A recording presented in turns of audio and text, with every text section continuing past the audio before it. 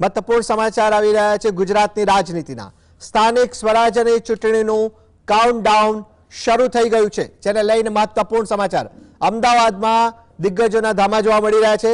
ભાજપના રાષ્ટ્રીય અધ્યક્ષ નીતિન નવીન હાલ અમદાવાદમાં 3 દિવસની મુલાકાત થઈ છે।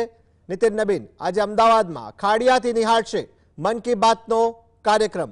આ સાથે જ અન્ય પક્ષની વાત કરીએ, આમ આદમી પાર્ટીના સંયોજક અરવિંદ કેજરીવાલના પણ અમદાવાદમાં ધામા જોવા મળી રહ્યા છે। તેઓ પણ વિવિધ કાર્યક્રમમાં હાજરી આપવાના છે અને જેને લઈને એક બેઠકનું પણ આયોજન કરવામાં આવ્યું હોવાની વાત સામે આવી રહી છે।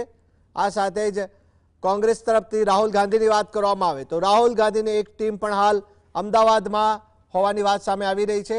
આ તમામ પક્ષોની વાત કરવામાં આવે તો મુખ્ય એજન્ડાની વાત કરવામાં આવે તો 2027માં વિધાનસભા ચૂંટણી અગાઉ હવે લિટમસ ટેસ્ટ થવા જઈ રહ્યો છે। ભાજપની વાત કરવામાં આવે તો ભાજપનું વિપક્ષ મુક્ત ગુજરાતનો લક્ષ્યાંક છે, ત્યારે હવે કહી શકાશે કે ભાજપની સામે જ કોંગ્રેસ અને આમ આદમી પાર્ટીએ પણ હવે કમર કસી છે।